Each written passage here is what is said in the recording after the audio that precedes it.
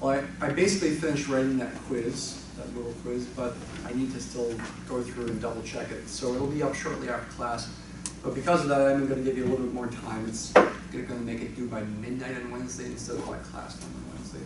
So you'll have a little bit more time for it. But I should be able to get that up shortly after class today. I did take pictures of my algebraic structures book from graduate school to find the proof of the Fundamental Theorem of Algebra. And actually, they had built up the superstructure, the theories behind it, enough that the proof wasn't super long. But it did seem, in looking over it, harder than the complex analysis proof. So let's see. You see that okay? Maybe zoom in on the screen here. There's the Fundamental Theorem of Algebra in my graduate level algebraic structures book. You can look over that, and I see some things that I remember as being pretty difficult. If you're in algebraic structures right now, you may not get to this. There's something called Galois Theory. You don't say Galois, by the way. You say Galois. Galois Theory, which is related to fields. Your algebraic structures test is today. Have you done fields yet? Those of you in class? Yes? Okay. Well, you get it in the rest of the semester, you get into fields a lot more, okay? And sorry to say, I remember it being the toughest part of the course. Sorry. I hope that's not too disappointing. Anyway, well, that's something you might recognize. Automorphisms. There you go, a group of automorphisms. Anyway, it looks kind of difficult. Goes on to the next page. There's something called the first Sylow theorem. Don't say Sylow, say Sylow. That's necessary, which is a pretty advanced theorem as well. Anyway, I look over that and say, this seems harder than the complex analysis proof. And I do think it needs more background before you can get to it. Actually, you know, what do we need in complex analysis? Ultimately, we really needed that Cauchy integral theorem, then the Cauchy integral formula, and then that led pretty quickly to Liouville's theorem, which leads pretty quickly to the proof of the Fundamental Theorem of Algebra. All right, so that's what I found there. What do I want to do today? I want to focus mostly on computations today. Computations of Taylor series. This is a lecture that I actually gave essentially in real analysis last fall, and I often give it in calculus too. However, we are in the complex plane here, and I want to try to emphasize that in a few spots, that we are in the complex plane. And we might have to deal with functions that, you know, they're not continuous, not analytic on the entire plane. Maybe there's a branch cut or something like that to deal with. All right, so let's see.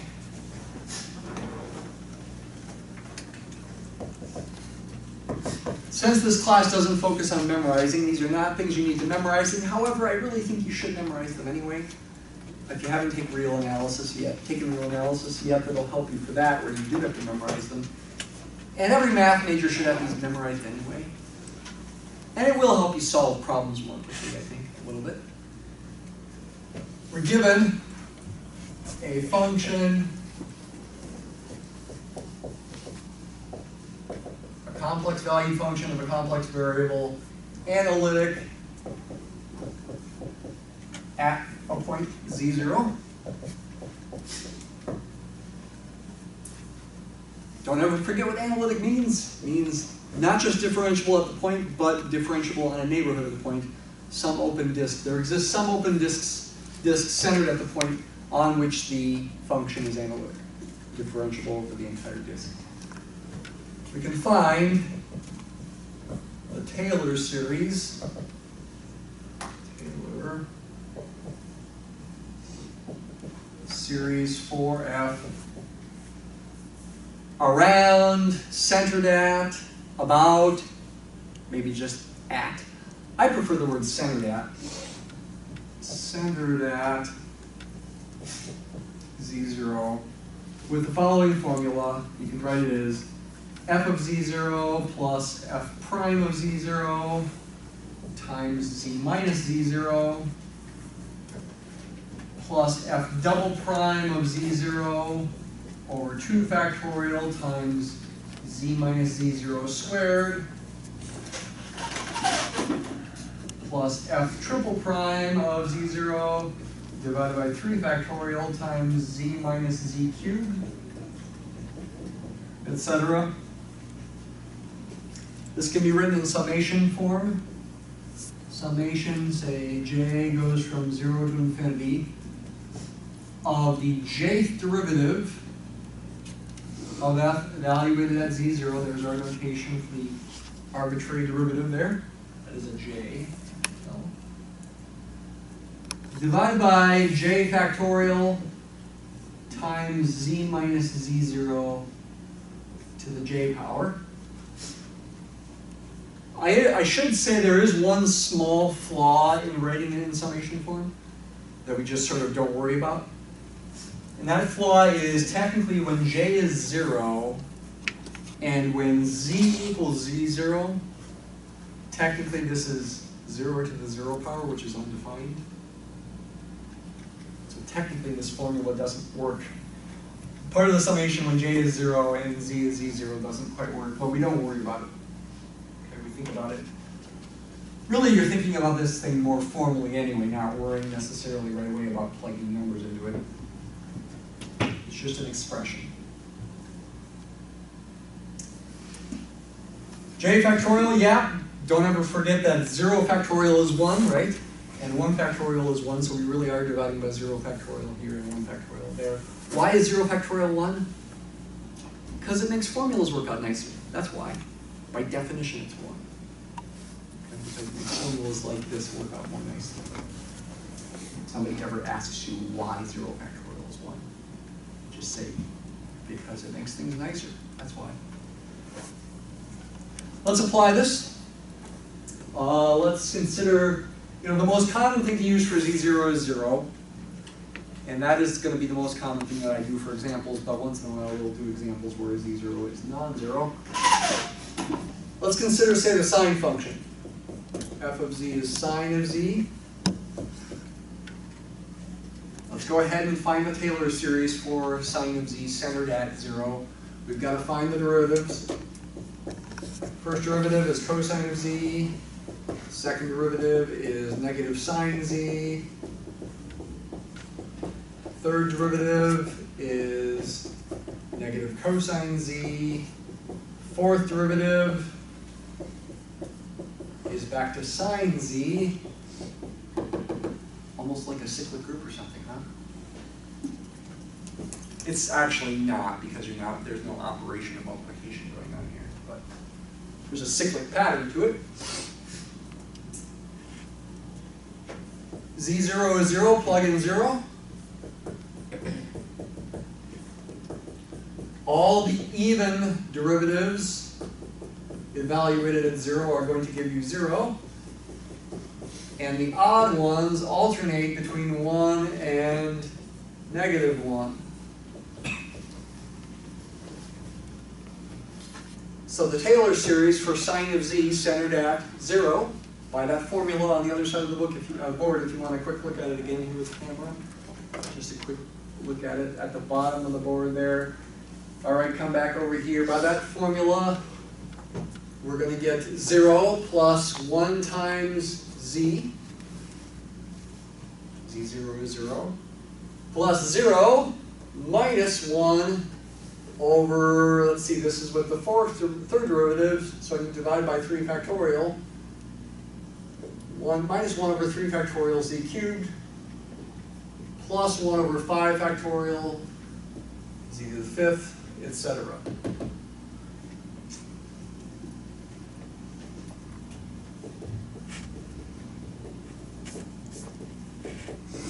I'm not doing much simplification here. Just writing it a little nicer looking. Oops, forgot my factorial. Of course, 3 factorial is 6 and 5 factorial is 120, and so we could substitute those in there, but we see the pattern when we use factorials. Could this be written in summation form?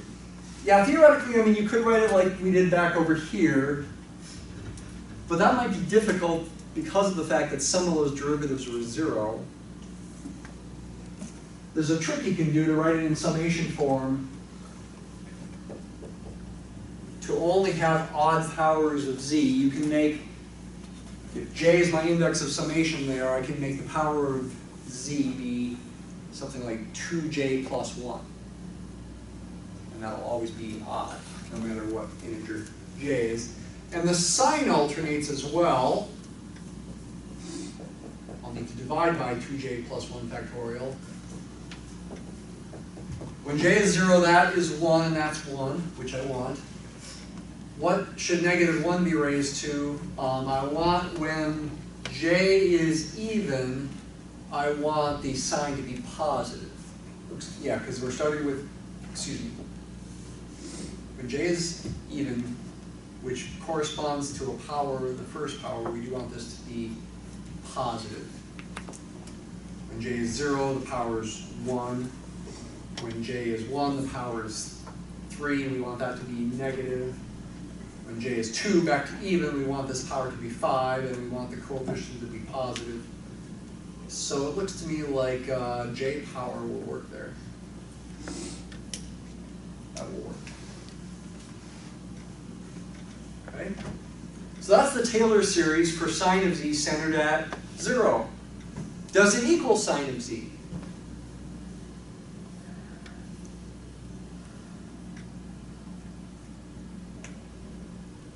It does, yes. For what values of z? Should even remember this from Calc 2. What values of z?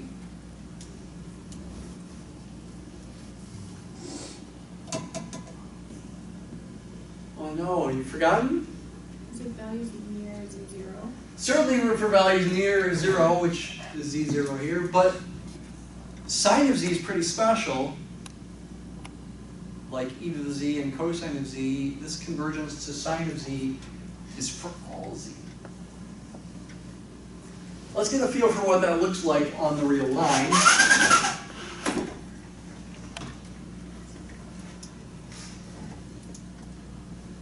You open this section on Taylor series. Here I'm doing sine of x, so I am thinking of it as a real valued function here, and I am going to graph it as a real valued function. I did the index of summation a little differently in this formula here. I started at 1 and made the power of negative 1 be k plus 1 instead of k, using a k instead of a j. Use a 2k minus 1 instead of a 2j plus 1. It's the same series. This is the nth partial sum, so to speak. If that top number is n, the last power will be 2n minus 1. That'll be the highest power for this particular partial sum. It's okay, we can think of it as the nth partial sum. For example, what's the 7th partial sum? Is that, and notice 6 is 3 factorial, 120 is 5 factorial, and 7 factorial is that if you check it. 9 factorial, 11 factorial, 13 factorial.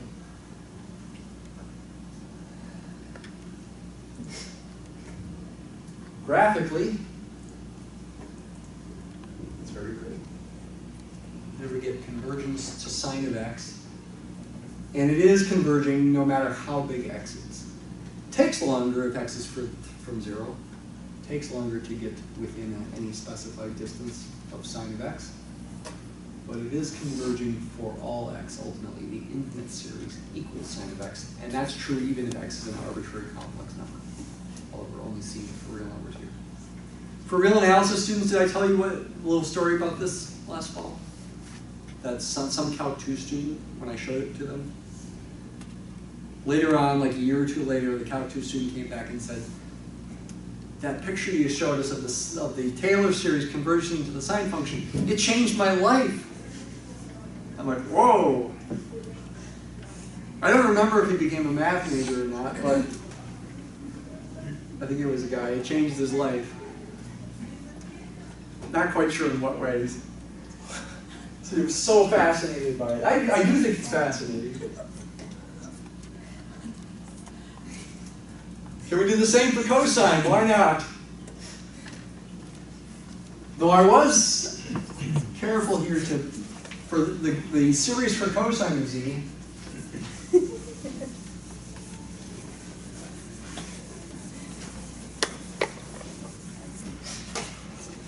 converges to cosine of z for all z as well. It's similar to the series for sine of z, except it's only even powers instead of odd, which, hey, that kind of makes sense. Sine's an odd function, cosine's an even function. Wow. Same kind of pattern. All math majors should know these series. And until the day you die, hopefully, unless you lose your memory. So, all math majors should know it, okay? Sine z equals this for all z. Cosine z equals this for all z. Okay? Not trying to make fun of people who lost their memory. My grandmother did. Cosine z equals this for all z. Okay, these are things that really should be known and really should be memorized. What else should be known or memorized? How about e to the z? I guess we didn't see the way the graph looks for cosine.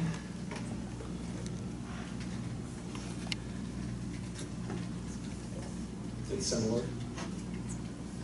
More symmetric, right? Those are all even functions.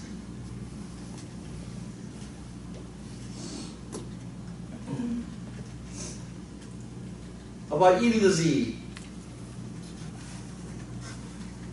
We should know the series for that too. It's the same kind of pattern, except all the powers are included, and they're all positive signs. They're all being added. And this is true for all z.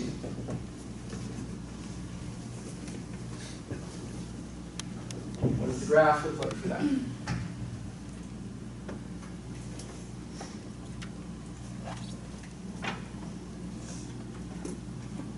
Converges pretty rapidly, it seems, for z is positive, though that might be deceiving. I mean, the graph goes up so high that it might still not be real close to it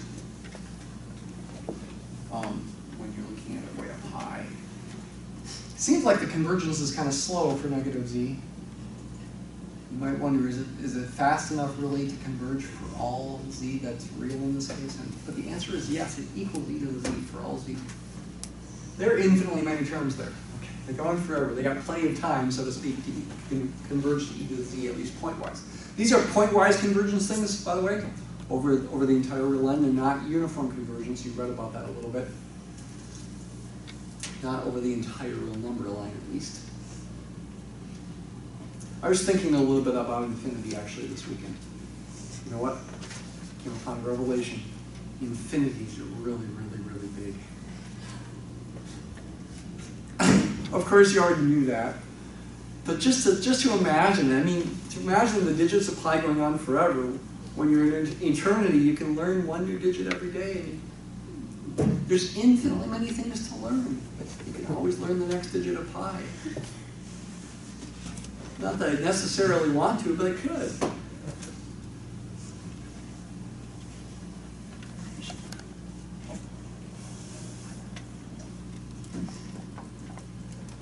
You should also memorize the one for 1 over 1 minus z. That's the sum of the geometric series with first term 1 and common ratio z. This is 1 plus z squared plus z cubed, etc. forever. That's not for all z, though. Certainly can't work when z is 1. And if, for example, z were 2, that couldn't work either. That would say, what? Negative 1 equals 1 plus 2 plus 4 plus 8. Can't work when z is 2 either. Actually, there's a, off on tangents today, there's a video by this, on YouTube by this group called Numberphile. Have you heard of them? I think I spelled it right.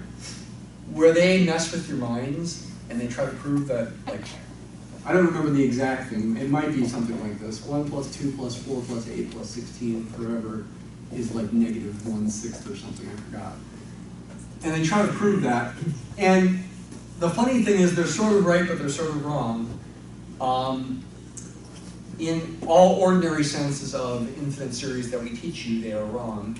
But there are non-ordinary senses that actually involve complex analysis in which they are right. And those non-ordinary senses evidently are even useful in some areas of physics. Anyway, you can look that up. I'm not sure if I spelled it right. Not number file.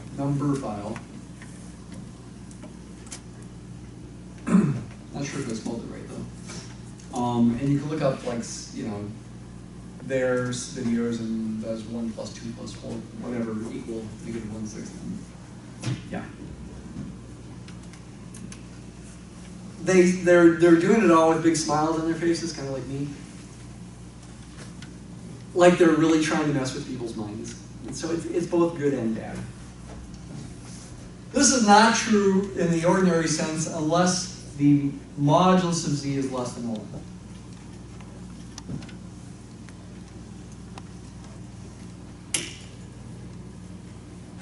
You can use the ratio test to prove these series converge for various values of z without knowing that they equal these functions. Let's do that next.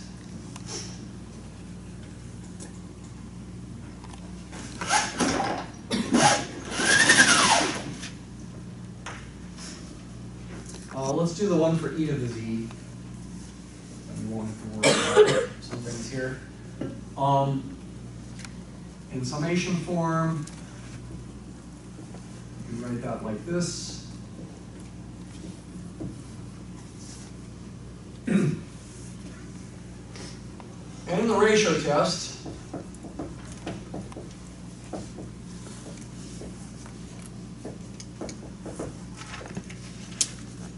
I'm going to apply it to that series there.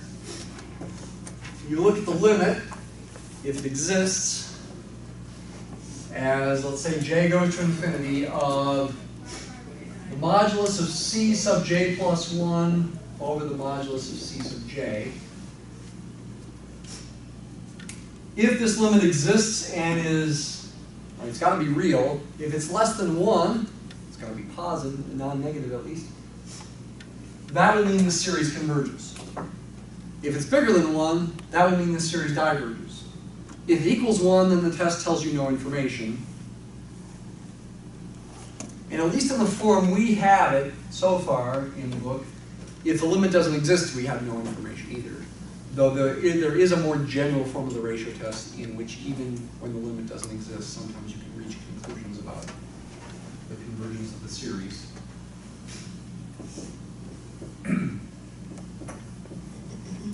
What is Cj here? Well, it's this thing. For any fixed z. Imagine an arbitrary fixed value of z.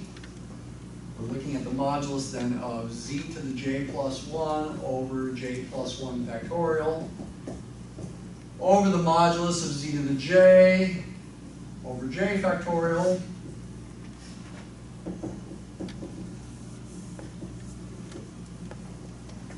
we can rearrange this in this way, and j plus 1 factorial can be written as j plus 1 times j factorial.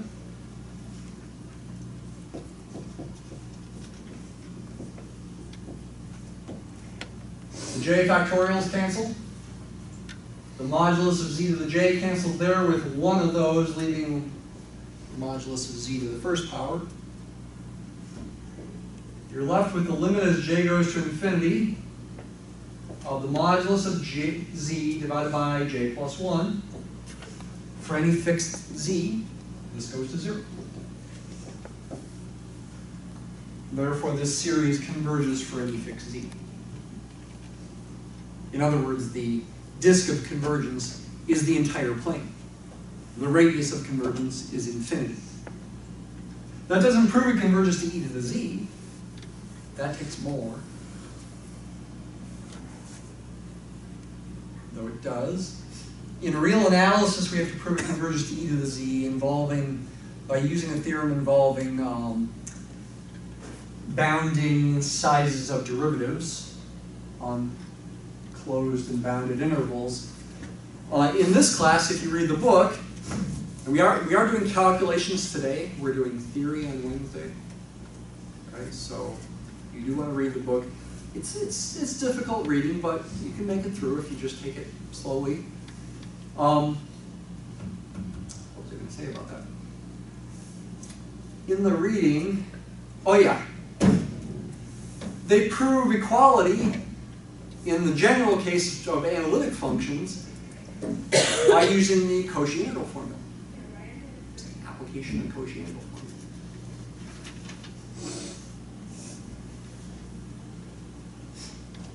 So again, to summarize, the ratio test applied to the series proves the series converges no matter what fixed z you're talking about, so it converges for all z. Proving n equals e to the z takes more. And again, in complex analysis, the Cauchy integral formula is useful for proving the equality. What does the picture look like for the 1 over z graph when z is real?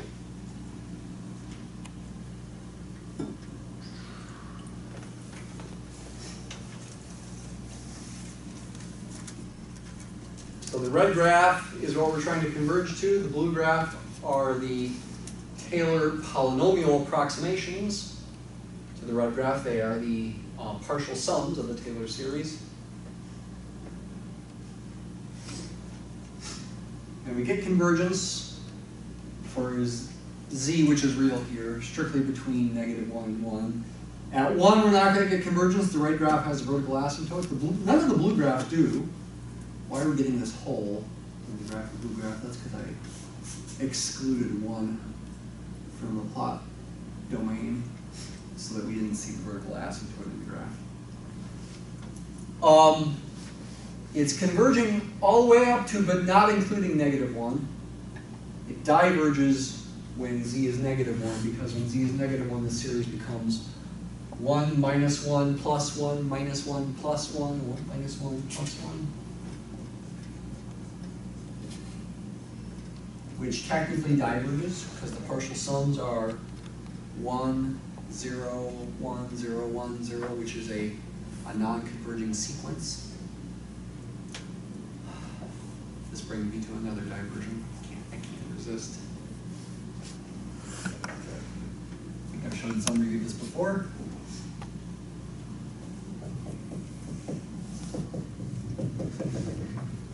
Can't argue with that, right? And that means you can't argue with this, which by the associative property is this.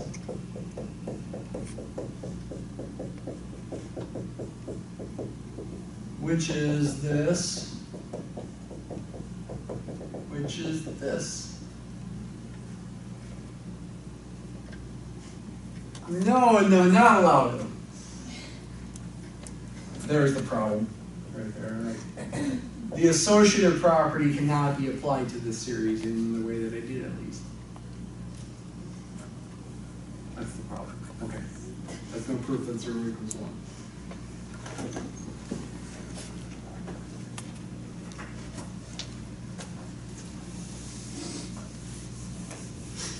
The mathematicians of 300-400 years ago were actually confused by these things. Okay? And even like somebody named like Euler sometimes made mistakes with series and thought they weren't fully rigorous, and therefore they were slightly confused. Now, Euler was much smarter than me, okay? So I'm not trying to really belittle Euler. He was much smarter than me.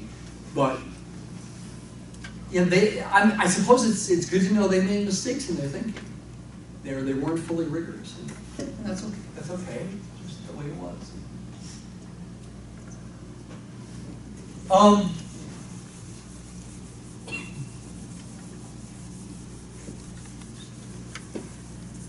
What about something like this? Can we find the Taylor series for that? Yes, you can. And you can certainly use the derivative formula. Let me go ahead and do that with technology here.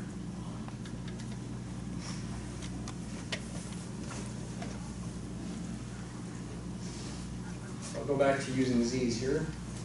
1 over 1 plus z squared. Let's expand this in a Taylor series about z equals 0.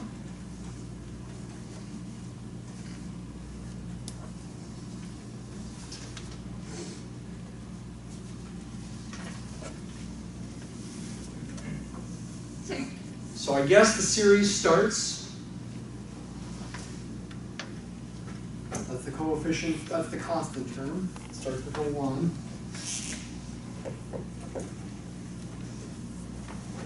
The z term is 0.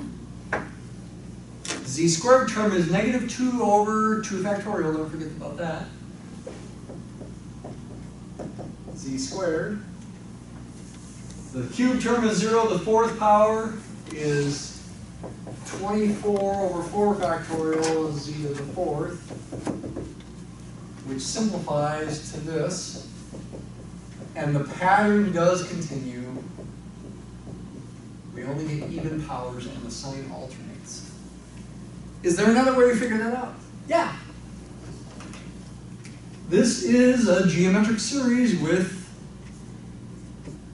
first term 1 and common ratio negative z squared.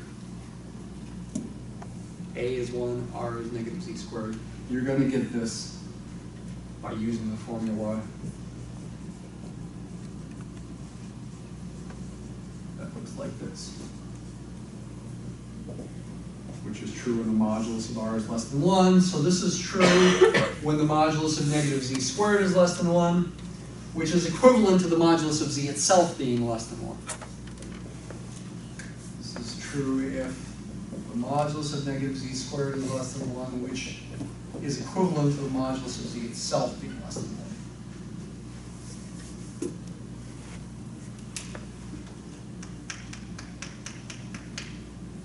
1. Let's see. I wonder what would happen if we graph this one.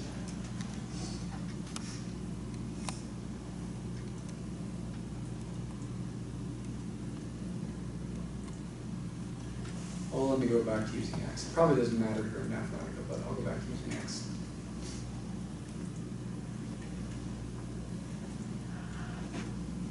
What happens when we graph this one? I don't think any exclusions here. Let's change the plot range too.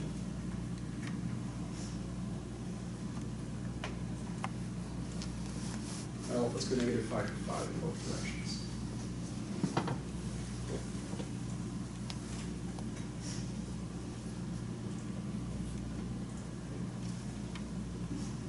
Oops, something's wrong. Oh, I forgot to change the formula for the partial sum. That's what's wrong. What's it going to be here? Negative x to the 2k. Will that do it?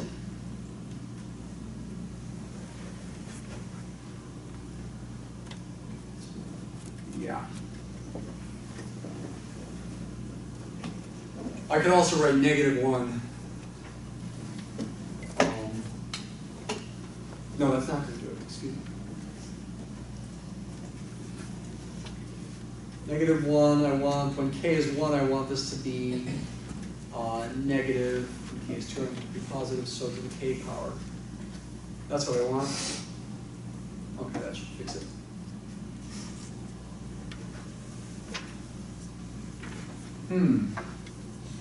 Yeah, I guess it's only converging when the absolute value, the modulus of z or x, is less than 1. But why wouldn't it converge other places? I mean, the function's so nice. It's even bounded. Why would it not converge past 1? That's kind of a mystery, don't you think? Past a radius of 1. Anybody think they know the solution to this mystery? It is a mystery. When people first thought about this stuff, they thought about this kind of thing, except of course they didn't have the technology, but I think it was a mystery to them. Why? Like maybe to Newton and the Bernoullis and maybe even Euler. Why is this not converging? outside the open interval from -1 to 1. It's such a nice red graph, no vertical asymptotes. That's a key, by the way, no vertical asymptotes. Or are there?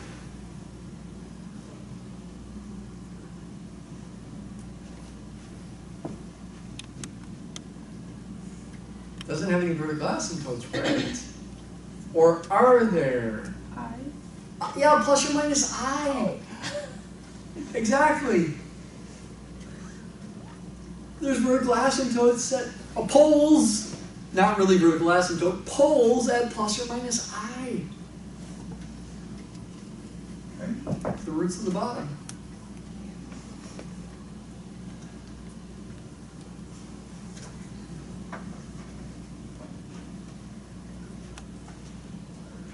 What would happen if we graphed the modulus of f here when my input is purely imaginary? So this is the same function now.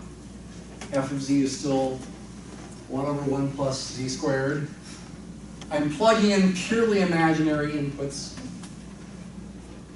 Maybe I should call it y instead of x. And with the absolute value function, I'm taking the modulus. Oh, why not? Why didn't it apply? Oh, because this needs to be a capital I, sorry. Oh, there's the vertical asymptotes. When y is plus or minus 1, when the input is plus or minus I. This function does have vertical asymptotes, so to speak. It converges. Here's your poles at I and negative I. This is our Taylor series centered at 0. It's converging on the largest disk, largest open disk centered at 0, for which the function is analytic. An open disk of radius 1 centered at 0.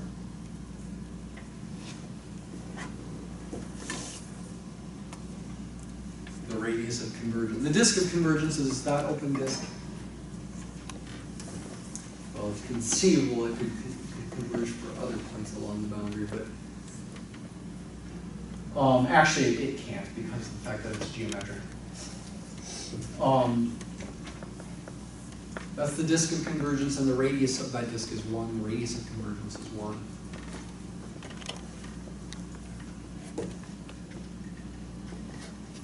And yeah, we run into troubles at plus or minus I. That's why the disk can't get any bigger.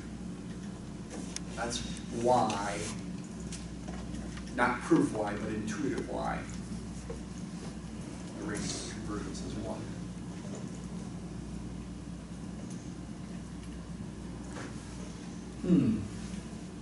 What can we do with this? Now this function is kind of a familiar function to us. What happens when we integrate this function?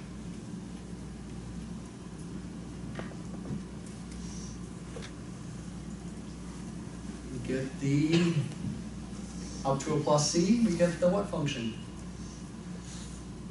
Do you need to take the Calc 2 gateway again? Wouldn't that be awful if we forced you to take the Calc 2 gateway again before you could graduate? But your TA's in math lab, right? What do you do when you integrate this? It's a memorized one. Arctangent. Integrate.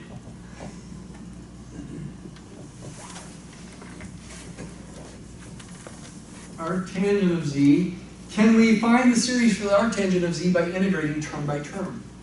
The answer is yes, you can. So that would take proof to know for sure that you can, but the answer is yes. What's the constant of integration? 0, because arctangent of 0 is 0. Oh, wait a minute, are we talking about the multi-valued arctangent function? Remember, arctangent was multi-valued. We are talking about a single valued branch of it.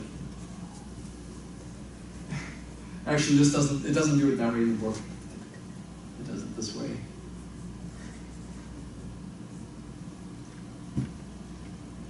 I think. Mathematica does it this way. That's a Mathematica command there.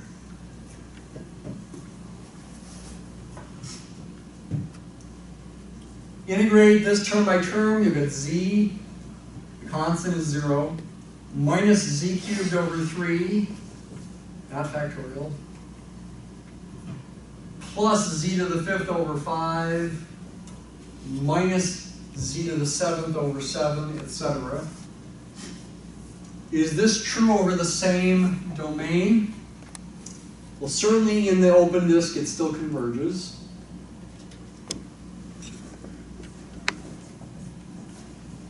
Same open disk.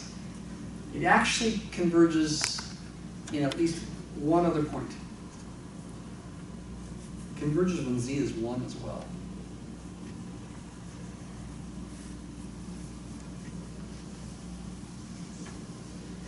Because when z is 1, it becomes this series, which does converge by something called the alternating series test.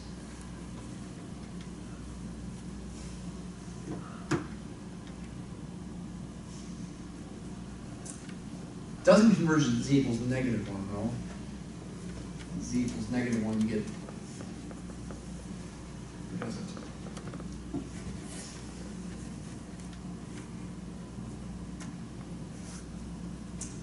I did do this right? I was thinking it wasn't going to converge at negative 1, but maybe it does. Because you get negative 1 plus 1/3 minus 1/5. Yeah, I mean, arctangent is an odd function. That makes sense. Plus or minus 1. Interesting sidelight here. Lots of little tangents today. By the way, I'm going to try to get us all a little bit early in honor of the algebraic structure today.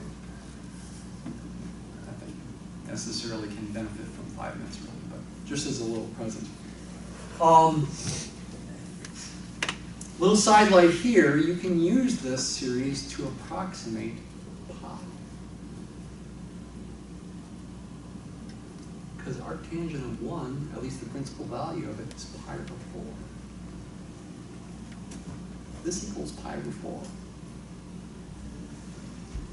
Pi equals 4 minus 4/3 plus 4/5 minus 4/7 plus 4/9 minus 4/11, etc. That equals pi, the infinite sum. So any finite truncated version of this will approximate pi, though it's very slow in converging. So it's not really a practical application of, to use this to approximate pi is not real practical. Let's see, if we went up to say 100 here, let's see, negative 1. K plus 1 over what? 2k plus 1? No, we only need a 4 in there too. 2k minus 1 looks like 4. Multiplied by 4, and I better use my slash capital N here, or do, say, 10 decimal places. Yeah, it's getting there. How about 1,000 terms? Slowly.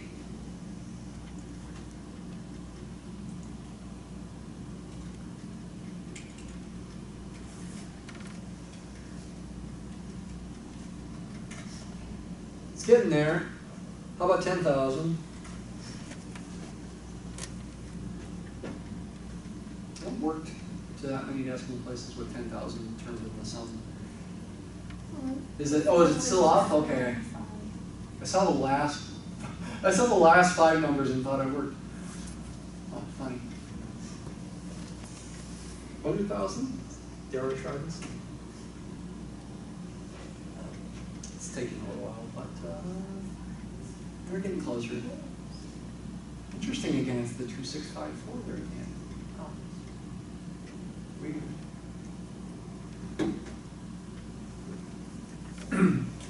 Yeah, it's not real practical. Actually, there's a related formula to this.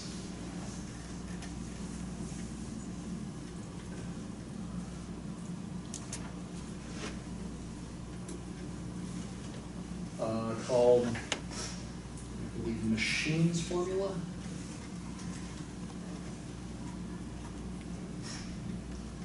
That is a quickly converging series for pi. It involves the arctangent as well. It's related to this formula. Isn't that formula wild? Pi over 4 equals 4 arctangent of 1/5 minus arctangent of 1 over 239. You kidding me? It is true, actually. Amazingly, it's true. And you can use complex analysis to prove it, actually. And I believe maybe there was even an exercise early in chapter 1 where you prove this.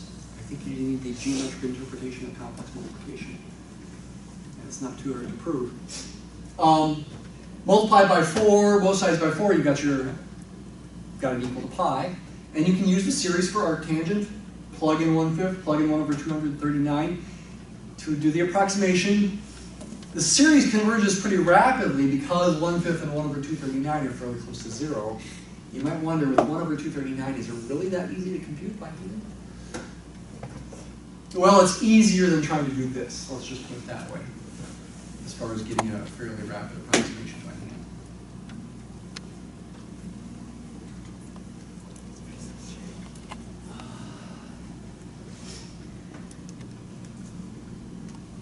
What about differentiating term by term? If I can integrate term by term, can I differentiate term by term? And the answer is yes. When you integrate term by term, you sometimes get a bigger domain of convergence. We added at least 2 points here. I'm not sure if we added any more. I have to look at that. I don't remember. Does it converge, for example, when z is I? When you differentiate term by term, you don't gain any points of convergence. What would happen if we differentiate this series term by term? This will be the last thing we do today. Differentiate. We get the derivative of that thing. This thing is the same as 1 plus z squared to the negative 1 power. So its derivative is negative 1 plus z squared to the negative 2 power times 2z. We get this function negative 2z over 1 plus z squared